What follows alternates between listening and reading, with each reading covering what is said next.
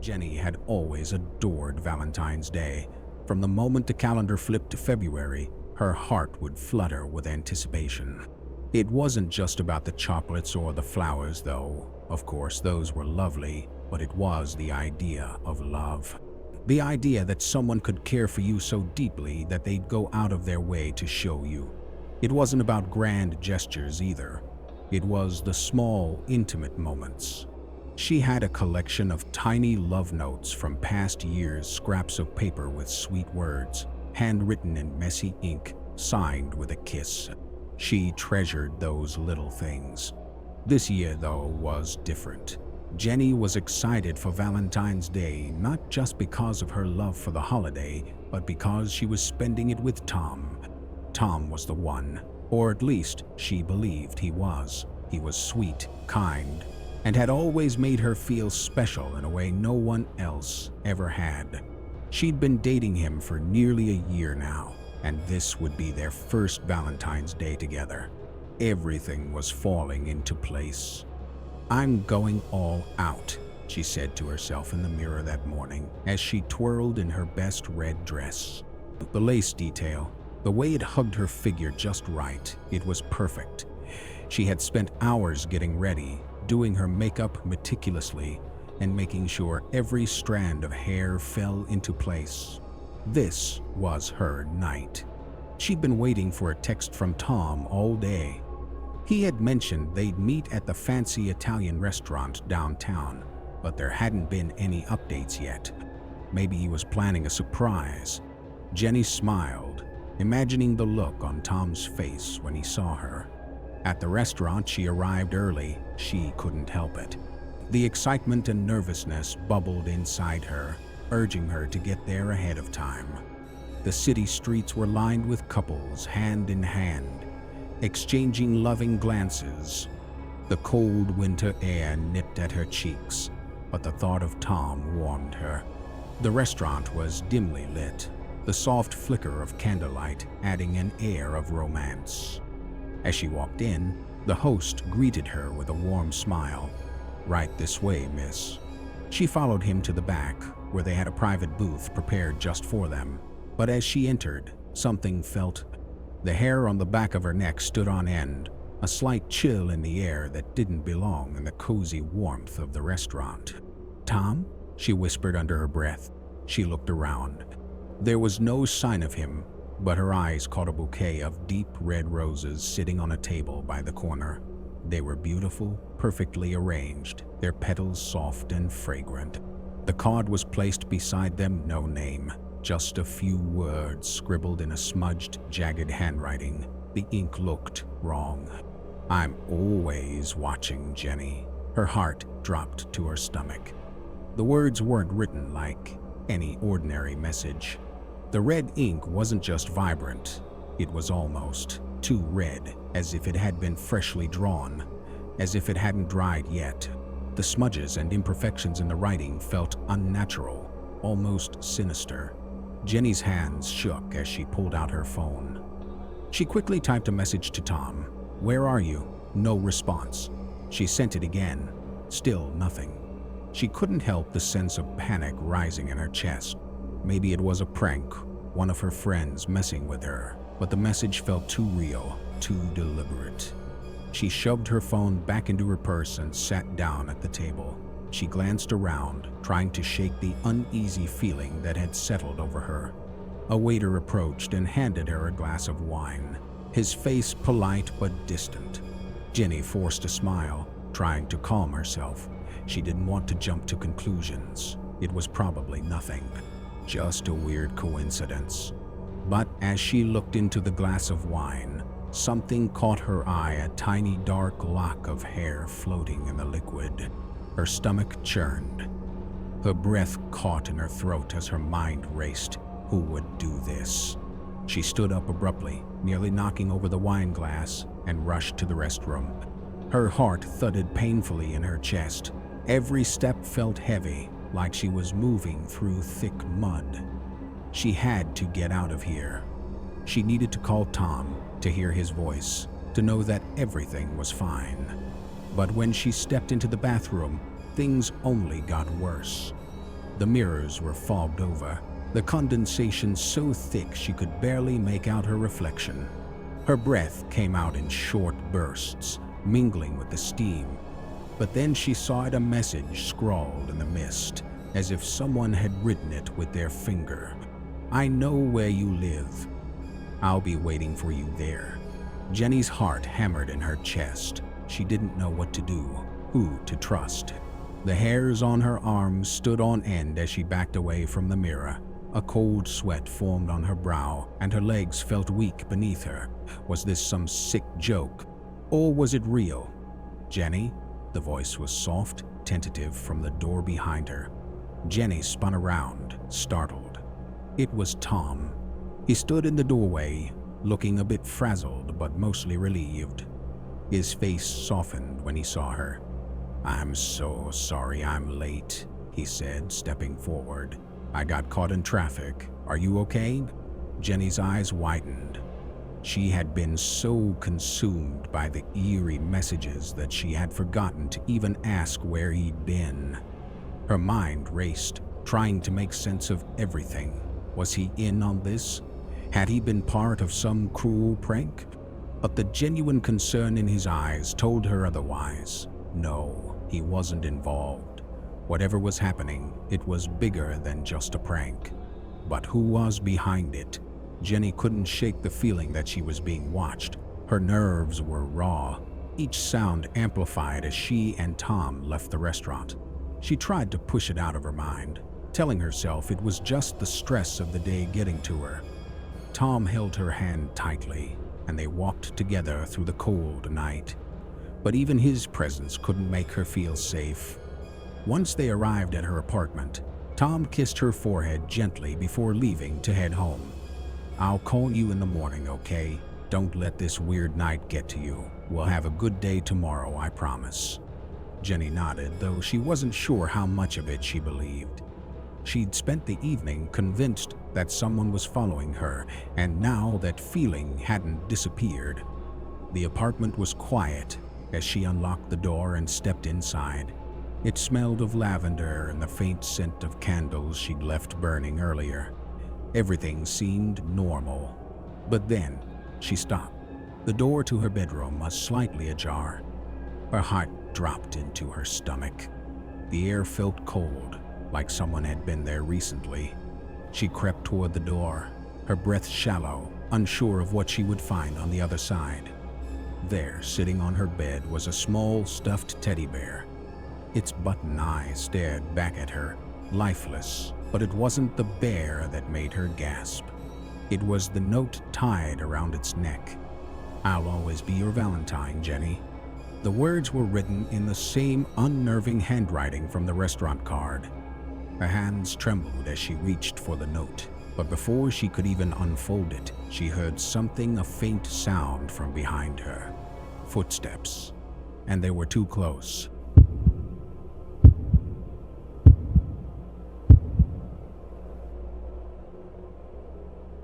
Before we dive deeper into further story, I just want to quickly mention something important. Check this out. According to the stats, 90% of you are watching my videos, but haven't subscribed to the channel yet. If you're enjoying the content, please hit that subscribe button. It only takes a second, and it helps me create more amazing content for you. Your support really means a lot. Let's grow this community together.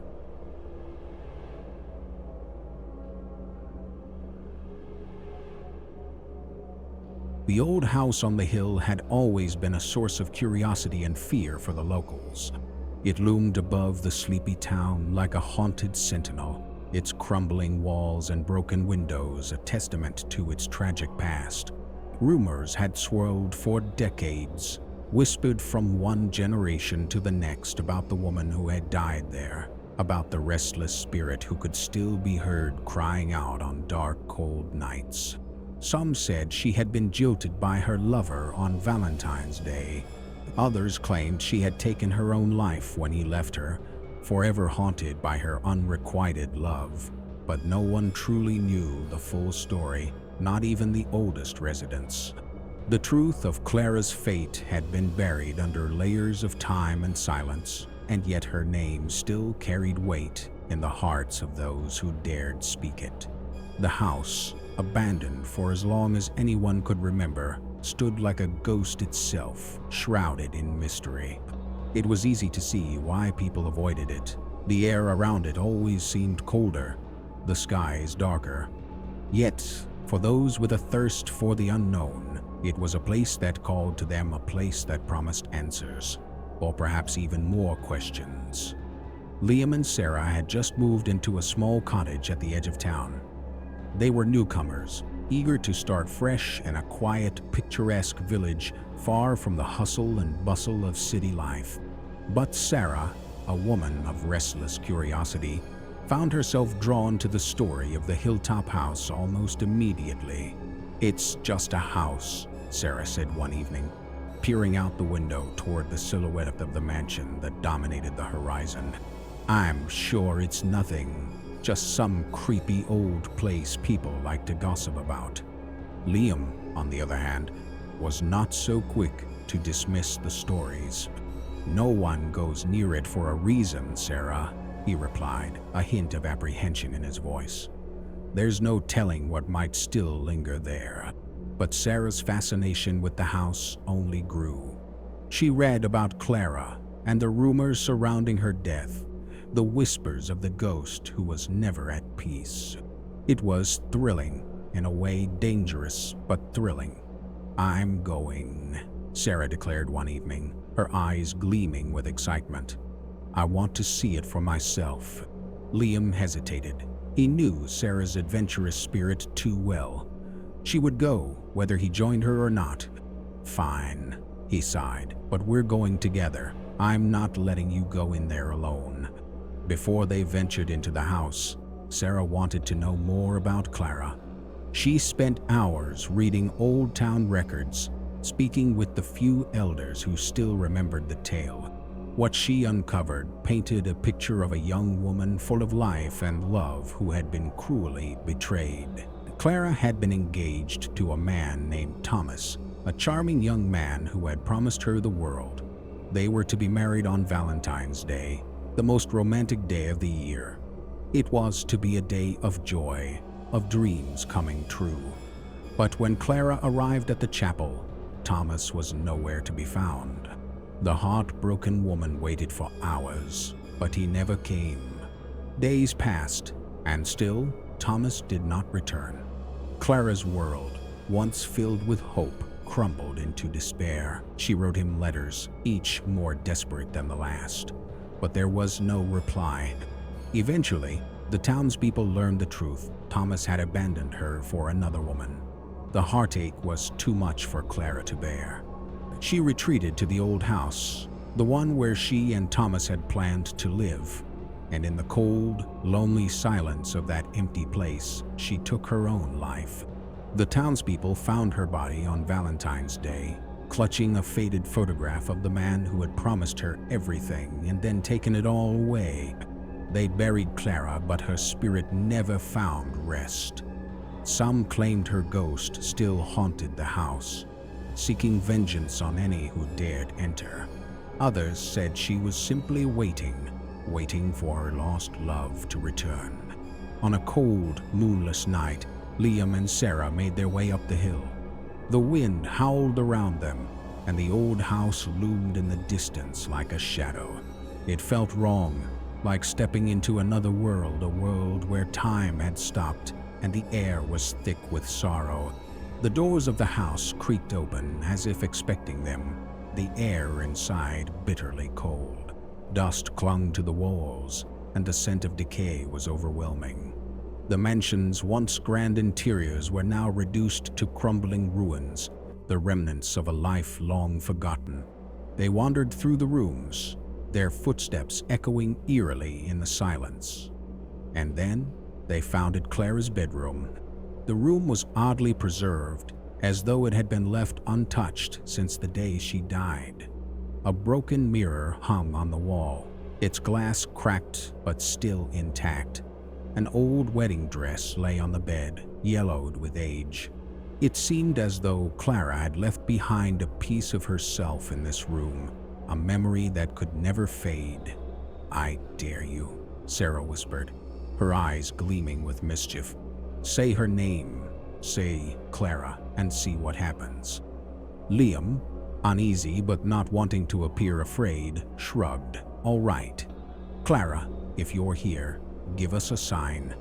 As soon as the words left his lips, the temperature dropped drastically. The air grew thick with an unnatural coldness, and a faint, mournful breath seemed to whisper through the room. The floorboards creaked, and an eerie silence settled over them. Then, from the corner of the room, came a voice soft but chilling, like the wind that blows through the cracks of a tomb. "You took him from me. Now, he's mine forever." Liam's heart stopped. He turned around, but there was no one there. Sarah stood frozen in place, her eyes locked onto the mirror. In the reflection, a woman appeared. She wore a tattered wedding dress, her skin pale and lifeless. Her eyes were hollow, her face twisted in agony. It was Clara. Liam reached out to grab Sarah's arm, but she was unmovable, her gaze fixed on the woman in the mirror. Her lips parted, but no sound came out. She was hypnotized. Then Clara's voice grew louder, her words filled with rage and sorrow. "You took him from me, and now he will never be yours."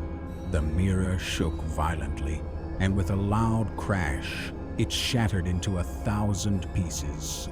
But before Liam could react, Clara's form seemed to tear through the glass, her spirit leaping toward them with terrifying speed. "Together forever," she hissed, her breath cold against their skin. This Valentine's Day, everything went black. When Liam awoke, he was lying on the cold, damp floor of the house, his body aching. He scrambled to his feet, but Sarah was nowhere to be seen. Panic gripped him as he searched the house, calling her name, but there was no answer. And then, in the distance, he heard it, the faint sound of crying. He followed the noise, and there, standing before the shattered mirror, was Sarah. Her eyes were vacant, her face pale as death. She didn't speak, didn't move. She was trapped, just like Clara had been caught in the curse of a love that refused to die. As Liam reached out to her, Clara's voice echoed in his mind. "Together, forever." Liam's heart sank as he realized the truth. Clara had claimed them both. On this Valentine's Day, their fates were sealed, forever bound to the ghost of the woman who had loved and lost. The townspeople would tell the story for years to come, of the young couple who had ventured into the house on the hill, daring to challenge the curse of love's twisted power, and of the price they paid for their curiosity. For love, once betrayed, can never be forgotten, and some vows, made in the dark corners of the heart, can never be broken.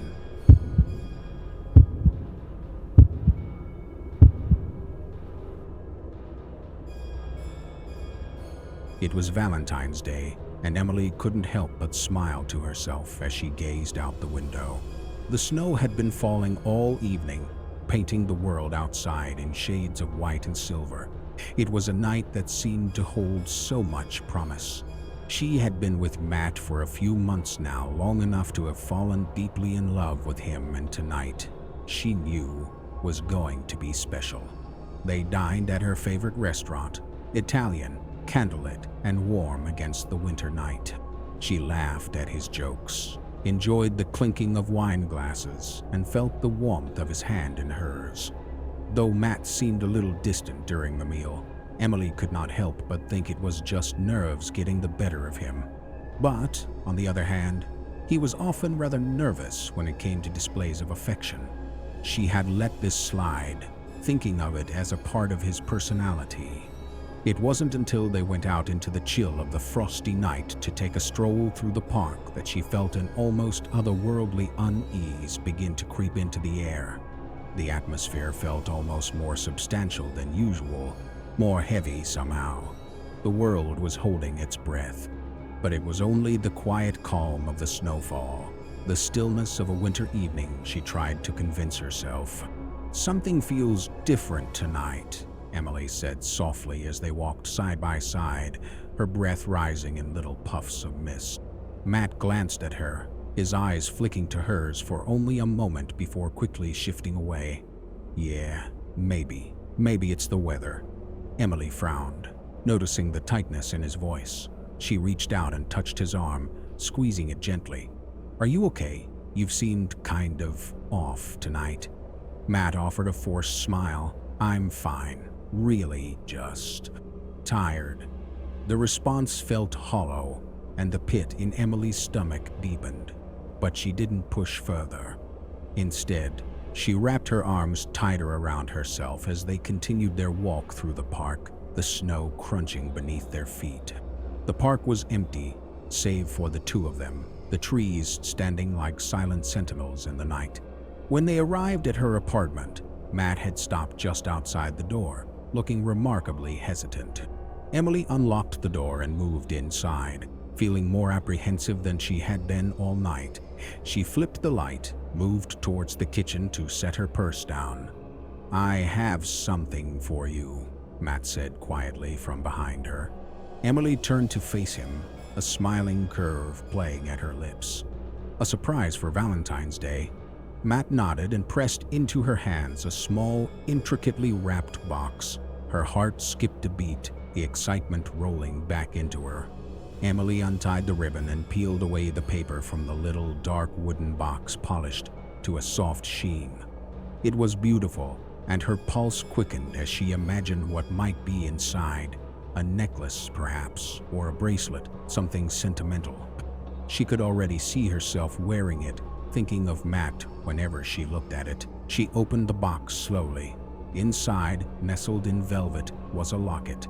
The chain was silver, and the locket itself had an intricate design, delicate engravings that caught the light in strange, almost unsettling ways. Emily smiled and looked up at Matt. "It's beautiful." Her words froze in her throat when she saw what was inside the locket. The photo wasn't what she had expected. It wasn't a picture of the two of them together, or even a sweet shot from their anniversary. No, it was a picture of her, but not the way she remembered herself. It was a photo from her childhood, taken during a school play when she was about 8 years old. She could hardly see what it was at first, but after getting a better view, it was like a punch to the stomach from just recognition. The school play, the costume, the way she had been positioned on stage with her hands nervously grasping the edges of the costume. It was the same, though she had almost forgotten that moment by herself. How could Matt have that? Why would he? Her heart started racing, her stomach churning. She looked up at him, trying to read his expression, but his face was blank, distant. Her mind screamed for an explanation, but she couldn't find the words to ask. "Matt," she whispered, her voice barely audible. How did you get this?" Matt's face paled, his lips trembling slightly. "I thought you'd remember. You've seen me before." Emily's blood ran cold, her hands shaking as she held the locket in front of her. Her mind was spinning, racing to make sense of what was happening. She looked at him, really looked at him now, for the first time in what felt like forever.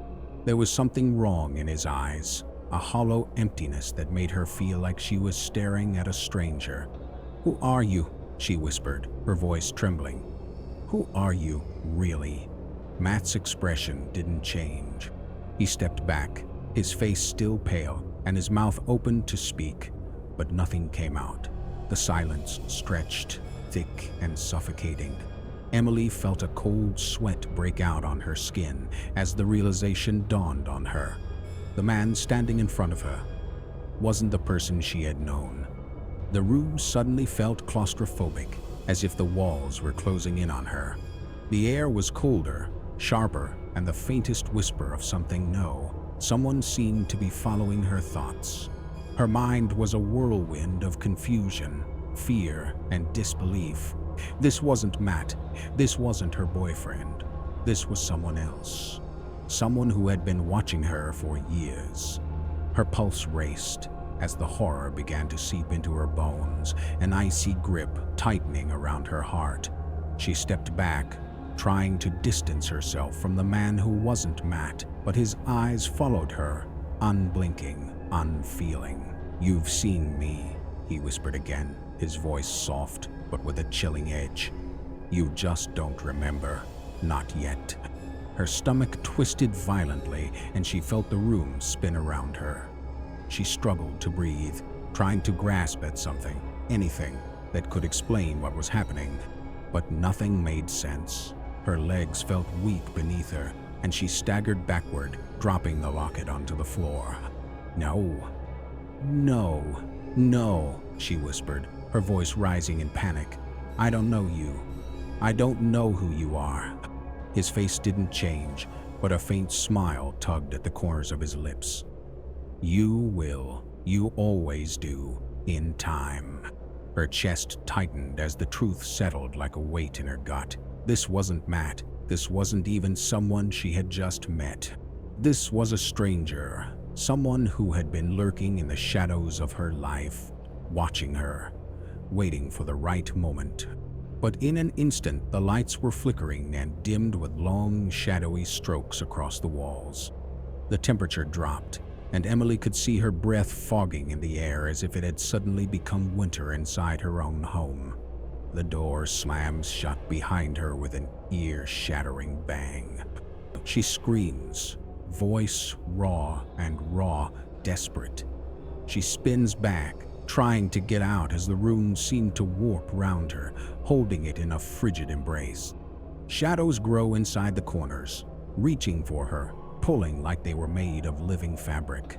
Behind her, she heard the whisper again, the same haunting voice that had never belonged to Matt. It was close, so close, just behind her ear. "Happy Valentine's Day, Emily." The words, so soft, so chilling, were the last thing she heard before the darkness swallowed her whole. No one ever saw Emily again. Whispers and rumors marked her disappearance, but nobody could make out what had occurred. There was no struggle, no trace left behind. The only thing that remained was the locket the same Matt had given her, left behind on the floor of her apartment. But for Emily, the shadows never stopped whispering. They followed her, and she was never alone again. The shadows, the man who had always been there, they were always with her, waiting. And, like the locket, their gift was eternal.